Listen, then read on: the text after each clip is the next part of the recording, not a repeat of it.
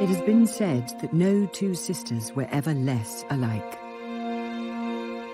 One reserved and proper, the other lively and controversial. One the anchor of a commonwealth of nations, the other a figure searching for purpose in life.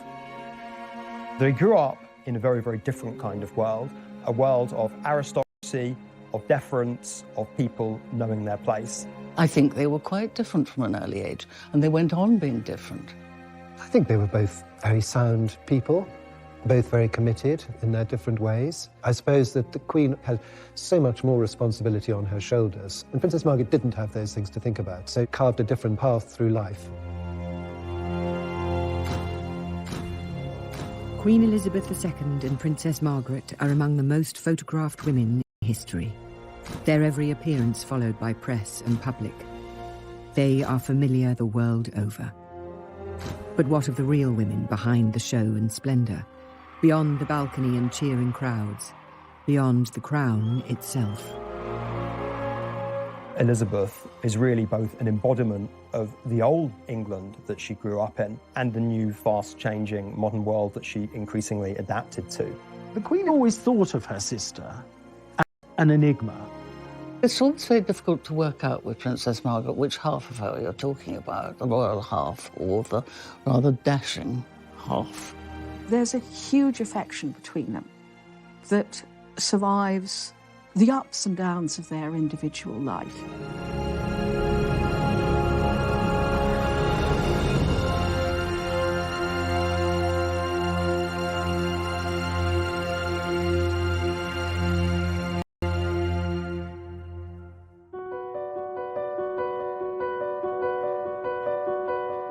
The contrast between the sisters was there from the beginning.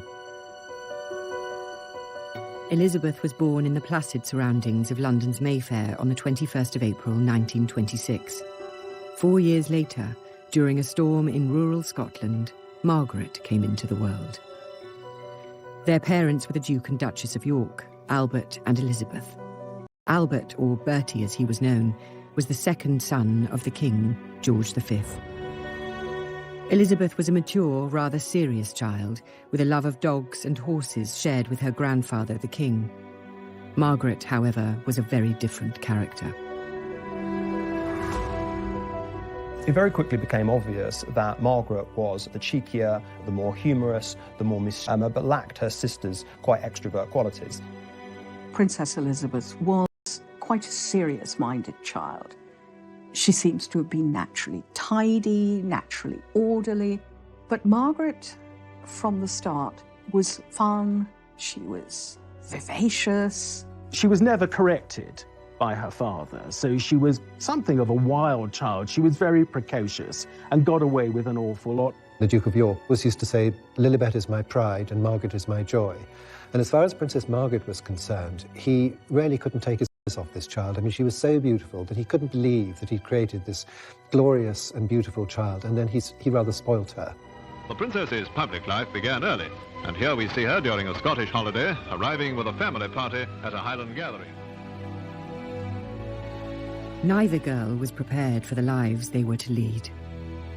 As two daughters of a second-born prince, Elizabeth and Margaret had no expectations of being thrust into the international spotlight. With the Duke and Duchess of York, there was never any anticipation that they would succeed to the throne, and certainly never any expectation that Princess Elizabeth would come to the throne. It was, of course, always possible that George and Elizabeth would have further children, and a male heir would, of course, then leapfrog Elizabeth in line for the throne. So it was always a fairly remote possibility that she would become queen at her birth. The Duke and Duchess of York, us four, as the Duke called them, rather anticipated a cosy family life in the way that they were already enjoying. And they were a very natural family and a very loving family. It was the girl's uncle, the charming bachelor Prince David, who would be the next king. He was expected to marry and have children of his own, who would one day inherit the crown. Elizabeth and Margaret were set for a life of comfortable semi-obscurity. Until 1936, the year everything changed. Late on the 20th of January, King George V died at Sandringham.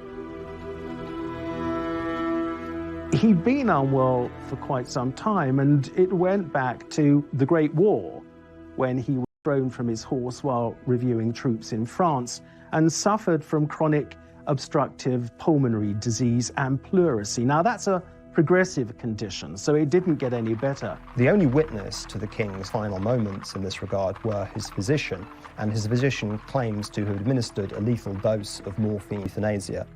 It was also thought that it was far better that the king's death should be announced in the morning paper, the Times, rather than the slightly more down-market evening papers. Elizabeth and Margaret's uncle David was proclaimed king and became Edward VIII. But the new monarch had never wanted the crown. Indeed, he was terrified by the idea. There was another complication. The king was in love with American divorcee Wallis Simpson and was set on marrying her. The wider British establishment, however, was far from taken with the idea. Wallis Simpson was loose, irreverent, dashing, very much symbolised that kind of New World glamour, which endeared her very greatly to Edward, but did not endear her to the remainder of the family. Wallis had been twice divorced, and that was unheard of in the British monarchy and in those social circles. And so that was a reason for not liking her. He very much didn't really want to be king. He may not have even been able to voice that, but unless he was even stupider than I think he was, he must have realised that nobody was going to accept a woman as queen with two husbands living. That was the problem. The secular head of state is also the supreme governor of the Church of England. He was about to go through a coronation ceremony that is very similar to the kind of consecration that a priest goes through. Anointed with holy oil, with water, it's a dedication. For such a clear hypocritical breach to exist as him marrying a divorcee would, especially in the context of these times, have been wholly unacceptable. I don't think he took at all well to being monarch. I think he didn't have the patience for it. His own grasp of detail, particularly in regards to the empire, particularly in regards to the industrial disputes which were enveloping the country, really left quite a lot to be desired. Indeed, it is said that George V predicted, rather darkly, that if Edward became king, he'd ruin himself within a year. A constitutional crisis was gripping Britain. The public were unaware, the press was muzzled, and the king's affair kept secret. Finally, unable to renounce the woman he loved, the king gave up his crown. On December the 11th, 1936, Edward abdicated. He had been king less than a year. It was a shock. It was seen, I think, popularly as a dereliction of duty. There were those who thought Edward should stay and should be allowed to marry Wallis Simpson, and there were those who just thought this man is a waste of monarchy from a man who would have been a pretty awful king. A crowd gathered outside Bertie's house in Piccadilly. The new king's family had moved out of their home into the vast and cold magnificence of Buckingham Palace. The lives of Elizabeth and Margaret were transformed. Elizabeth was now next in line to the throne. The training for her future role began at once.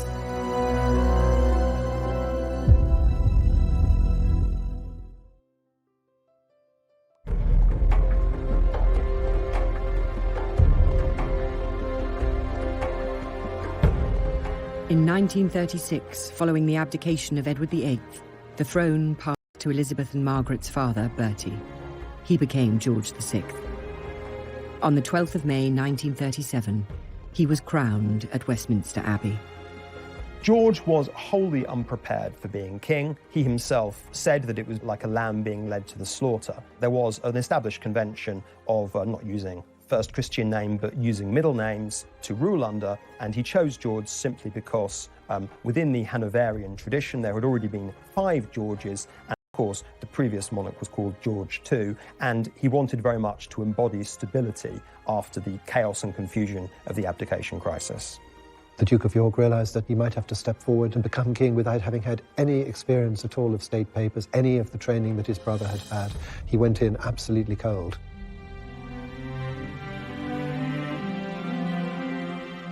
King George would ensure that his elder daughter Elizabeth would be more prepared for the role of monarch. From 1938, she received private tuition from Sir Henry Martin, the Vice Provost of Eton College. Her father explained the nature of the official dispatch boxes that were the monarch's everyday duty. Margaret was excluded. The sisters' once identical upbringing was diverging. That expectation of being well educated does not extend to Margaret, who continues to be educated as a well-mannered, accomplished girl who was expected to go on and marry. So singing, piano lessons, French conversation become important, but not constitutional history, not the hard lessons of theology. They were still loving sisters with the same bond that they always shared. This was a very definitive event which exacerbated early tendencies that the girls may have already had, Elizabeth to duty and Margaret to institutional decision-making. Beyond the girls' classrooms, the world was in crisis.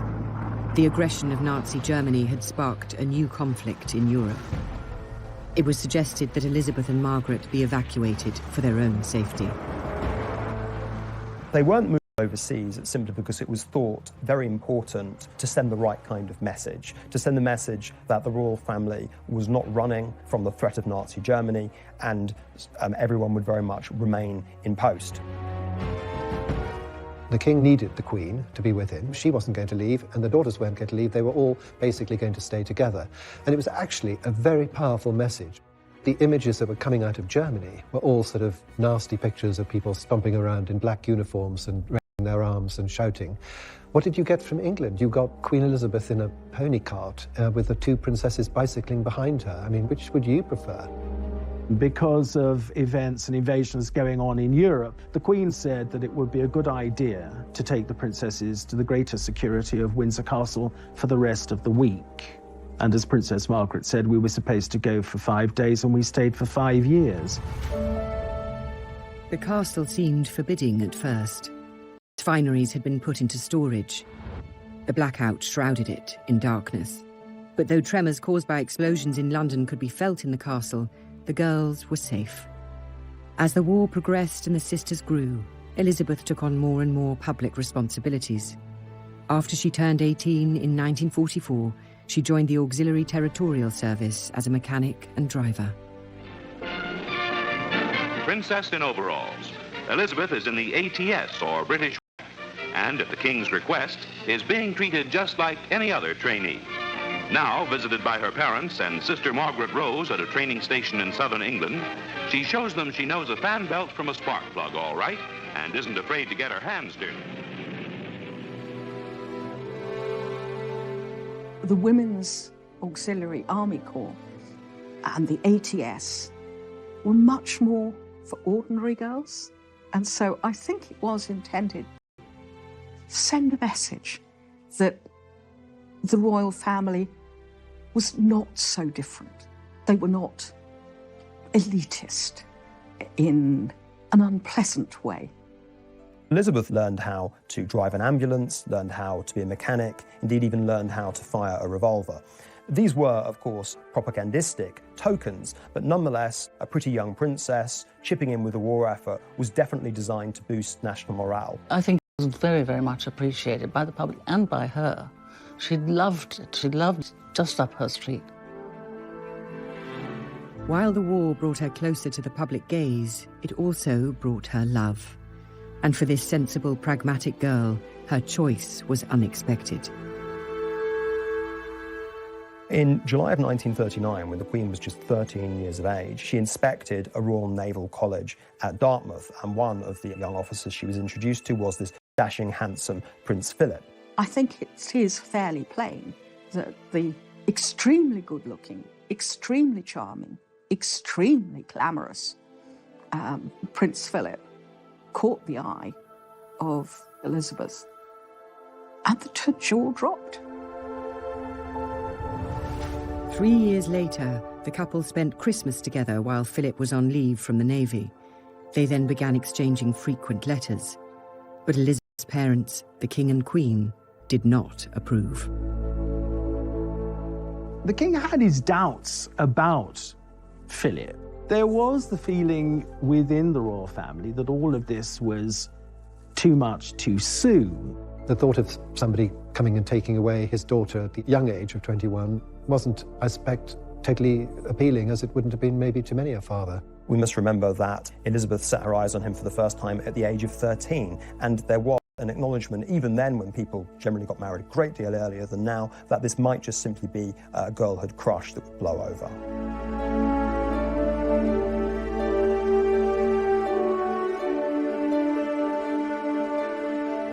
The King and Queen's resistance had been defeated. On the 20th of November 1947, Elizabeth and Philip were married at Westminster Abbey. Margaret was among the bridesmaids. Elizabeth and Philip take their places on history's pages.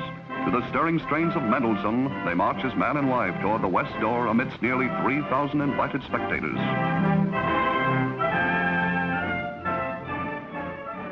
The wedding itself was a very grand affair, a deliberately grand affair, against this backdrop of austerity. Rationing was still on, if anything slightly more severe.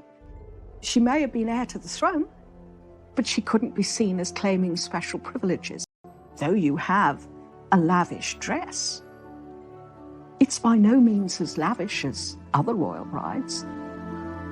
The wedding was the first big royal occasion since the King and Queen's coronation 10 years before.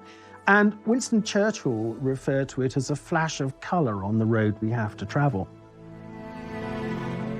The following year, Elizabeth gave birth to a son. Charles was born on the 14th of November 1940. This meant Margaret was no longer next in line to the throne. I think that Margaret had already accepted that her sisterly relationship with Elizabeth had changed once Philip was on the scene. And so in many respects, the arrival of Charles didn't really change that. I don't think she had ever any expectation of being queen, any desire to be queen. And so, if anything, it was probably a relief. I'm sure that the first reaction that Princess Margaret had was, great joy. But I know that in later life, there was a certain sort of feeling of being a younger sister, and other members of the royal family are always just told what to do. You will appear at 10 o'clock, or indeed at 10:03, your car will arrive, and you will do this, you will do that, and you will wear the following. So there was always a little bit of the younger sister feeling about the whole thing. In the post-war years, their father, the King's health declined. Both sisters took on more of his public duties. In September 1951, George VI had his left lung removed after a malignant tumour was discovered. The King was not told he had cancer, and the disease was not beaten. On the morning of February the 6th, 1952, the King died. He was just 56.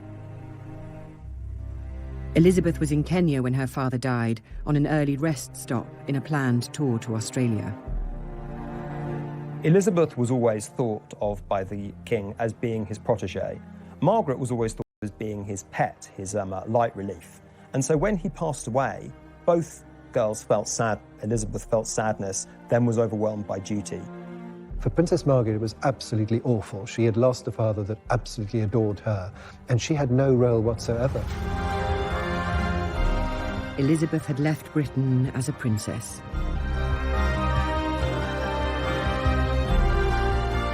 She returned as its queen.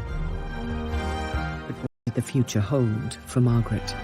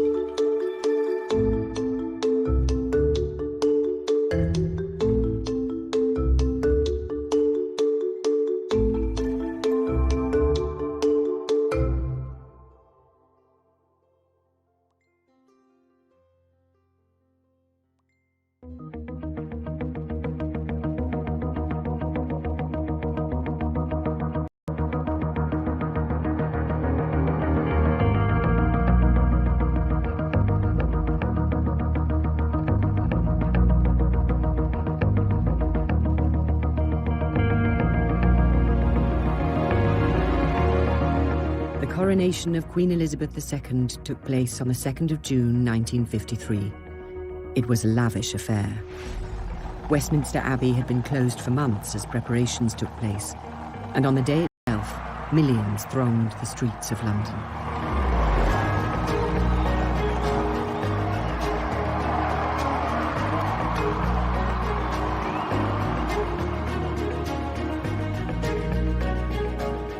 Westminster Abbey was transformed by people. The coronation was to be an end to austerity. It was to inaugurate as a new Elizabethan age. It was designed really to reaffirm Britain's status in a post-war world which had been turned upside down. A very glamorous young queen was there to optimistically lead the British people into the future.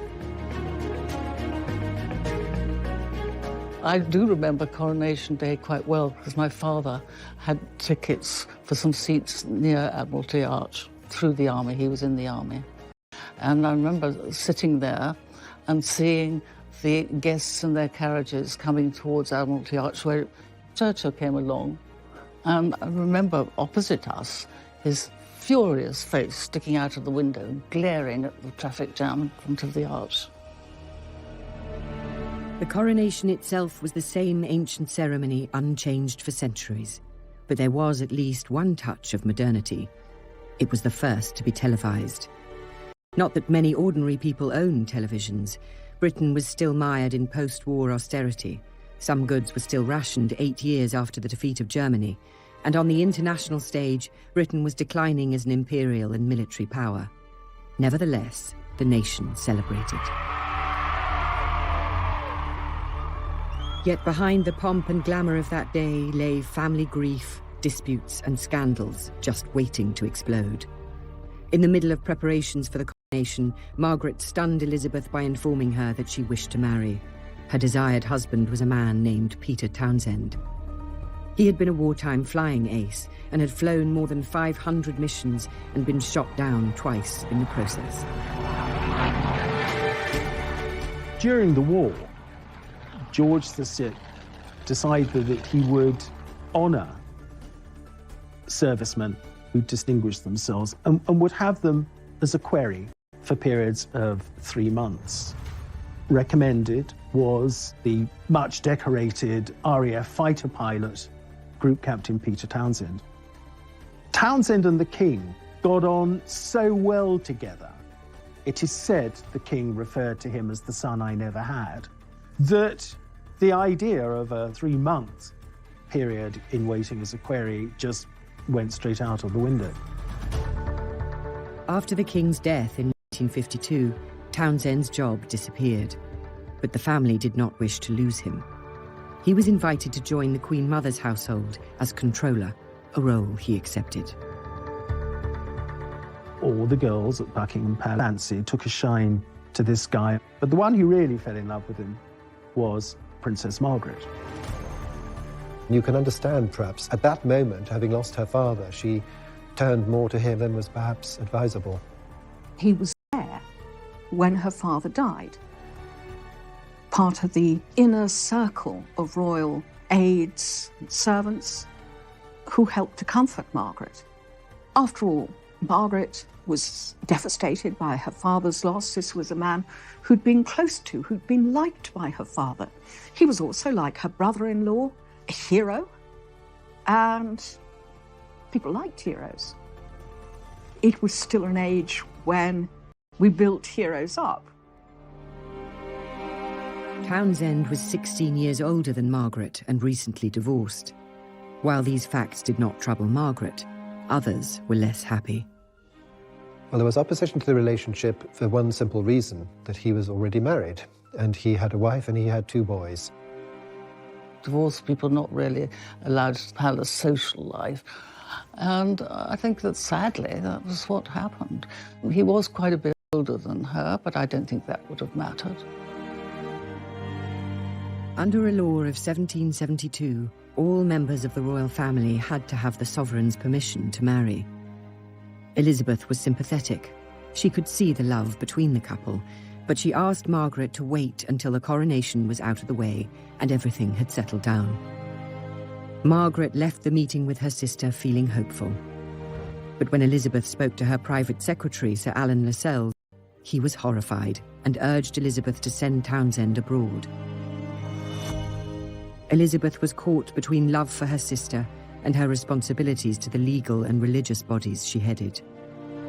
She loved Margaret and she wanted her to be happy. I think it was incredibly difficult for her. All of politicians, with some exceptions including Winston Churchill, were advising her that this marriage should not go ahead. And as such a new monarch, she didn't want to risk the potential friction for really putting up strong opposition against what the political classes were telling her. In other words, she put duty before her own private feelings. The Queen is temporal governor of the Church of England, and the Church of England did not, would not recognise divorce. She agreed to send Townshend abroad. He was appointed heir attaché in Brussels. Townshend was stunned by this exile. He did not even get a chance to say goodbye to Margaret, who was on a royal tour in Africa at the time. Margaret was left bitter. Her own sister was queen but could not have correspondence. The couple believed they had only to wait. It was also obviously part of the plan that if Margaret and Townshend had to wait 2 years, it was pushing the princess closer to her 25th birthday. And the importance of that was that at 25, a member of the royal family could petition Parliament for permission to marry. And if both houses didn't oppose it, then they could have a civil marriage. And that was, I think, what was happening here. Margaret was going to be 25 in August of 1955. As the press counted down to the date, speculation grew that an engagement announcement was imminent. But her birthday came and went with no announcement. Finally, on the 31st of October 1955, Margaret released a statement to the press. Her relationship with Townshend was over, it said. There would be no marriage. The decision not to marry Group Captain Peter Townshend is reached by Britain's Princess Margaret, here arriving with her mother for a formal family appearance at London's Royal Opera House. In putting duty and religion ahead of her heart, Margaret had the example of her sister, the Queen, who dutifully entertained the President of Portugal while the family crisis neared a climax. Queen Mother Elizabeth approved her daughter's decision. Strongly opposing the marriage was the Archbishop of Canterbury. The traditional interpretation has always been that the Prime Minister and ecclesiastical figures really threatened Margaret with the withdrawal of her royal allowances and her HRH if her marriage with Peter Townshend went ahead.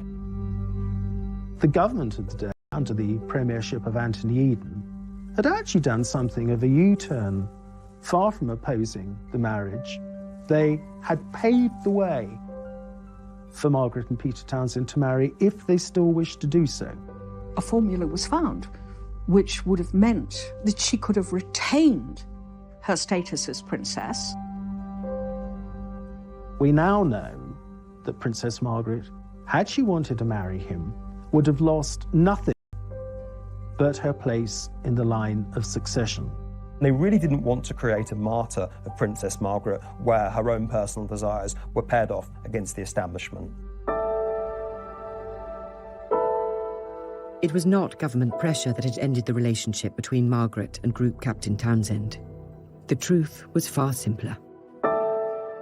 Contained in the files released by the National Archives is a letter that Princess Margaret wrote in private and in secret to, and only by seeing him that I can properly decide whether I want to marry him or not. The crunch is obviously that she had decided, and he also, no doubt, had decided that their love was no longer strong enough for them to marry. If Elizabeth hoped her sister would find someone more suitable, she would be disappointed.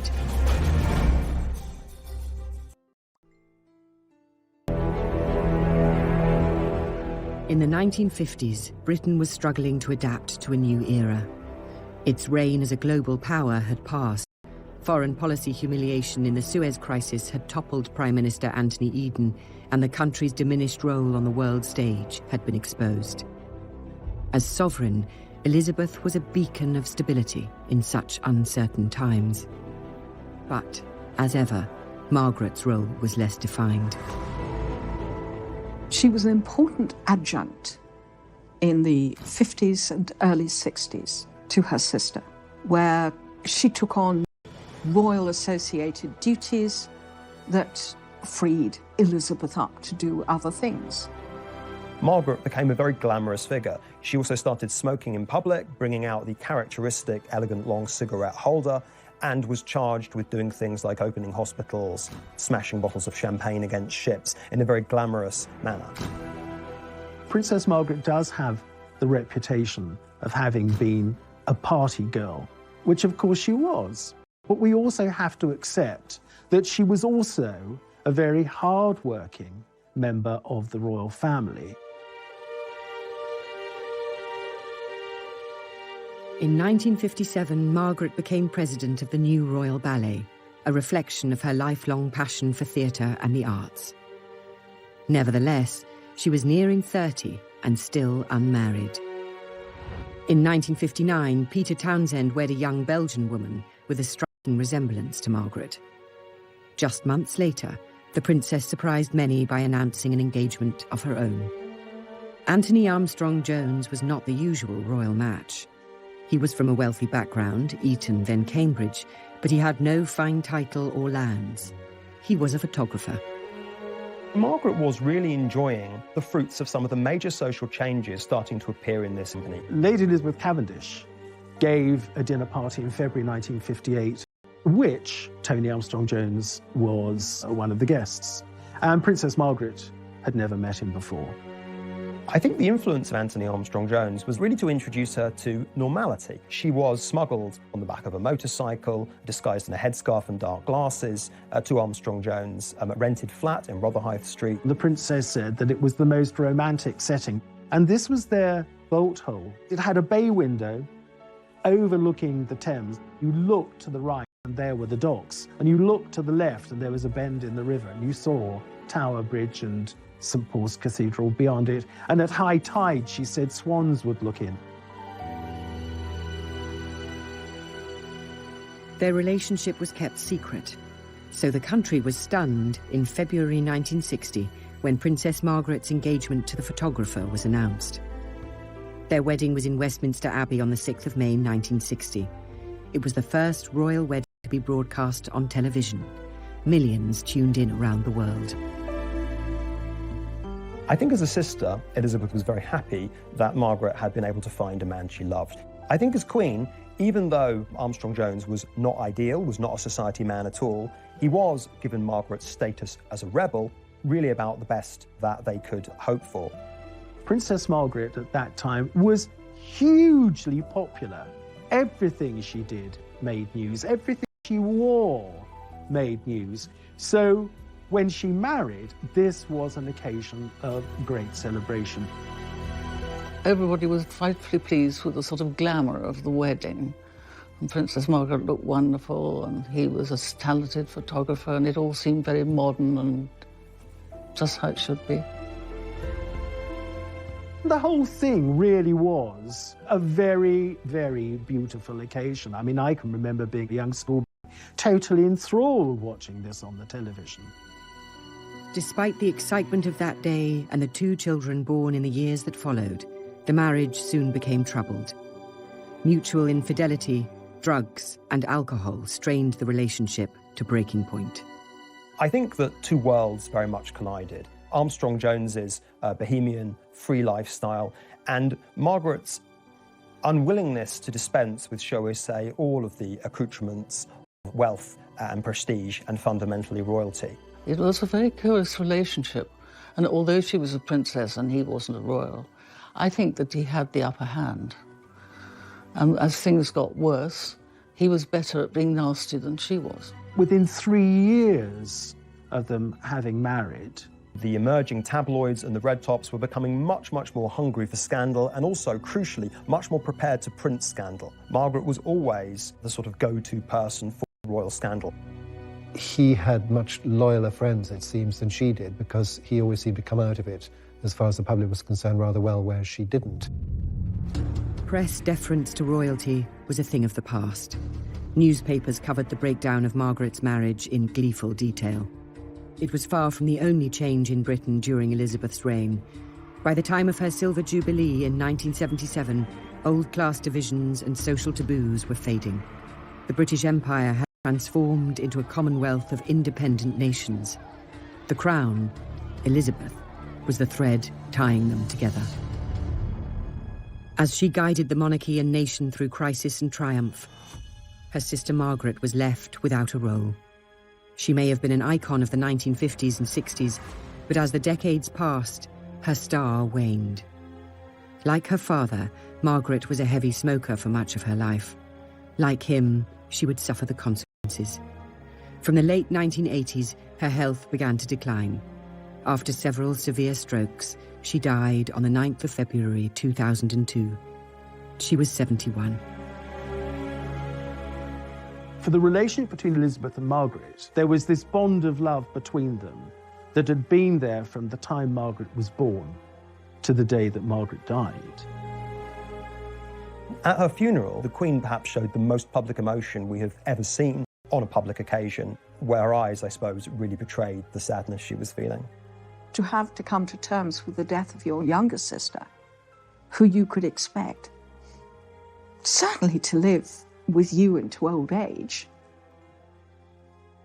is very hard. When the princess died, that was quite a blow to the Queen, followed, as it was 7 weeks later, by the death of her mother. She is said to have said her biggest nightmare would be losing her mother and her sister. And that, of course, is what happened in 2002. Princess Margaret's life, though privileged, was a sad one in many ways. Margaret was a flawed and often troubled woman. She did not have her sister's weighty responsibilities, but nor did she have the certainties. I think that what Margaret did was really stretch at the limits of what it was acceptable to do for a woman in her position. This, I think, created a precedent and also much more breathing space for future younger royals to enjoy, even in the celebrity-infested world. You task some aspects, well, who doesn't? I would actually say she was probably a pretty supportive member of the royal family. She did do her bit. On a day-to-day basis, her life was very full. She had very interesting friends. She went to the ballet, she went to the theatre, she read books, she was alert, interested in things, she loved music, and wasn't boring. She, too, helped to modernise the monarchy, to bring it into what, at that time, was the 20th century. For her sister, the Queen, however, her history is still being written. The monarchy has shown itself under the Queen's leadership to be flexible, adaptable, and something that can be seen as both a stable institution and something that can change and reflect new values. I think more than anything else, for Britain's own conception of itself as a post-war nation, she was definitive. She has been criticised, her family have been deeply criticised, and by just being herself and keeping going and being straightforward, it's absolutely paid off.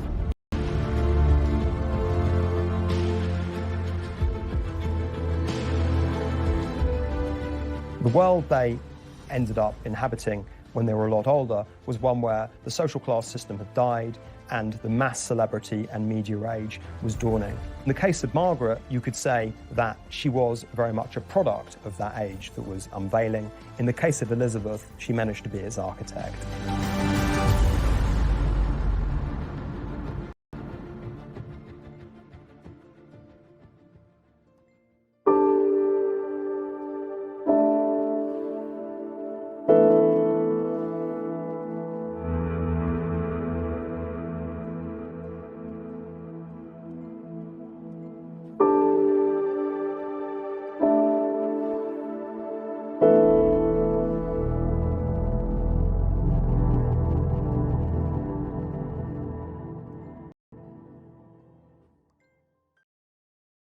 Princess's public life began early, and here we see her during a Scottish holiday, arriving with a family party at a Highland gathering.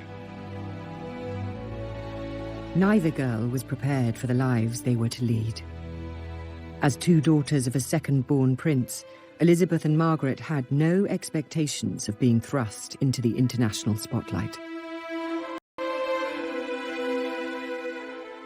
With the Duke and Duchess of York, there was never any anticipation that they would succeed to the throne, and certainly never any expectation that Princess Elizabeth would come to the throne. It was, of course, always possible that George and Elizabeth would have further children, and a male heir would, of course, then leapfrog Elizabeth in line for the throne. So it was always a fairly remote possibility that she would become queen at her birth. The Duke and Duchess of York, us four, as the Duke called them, rather anticipated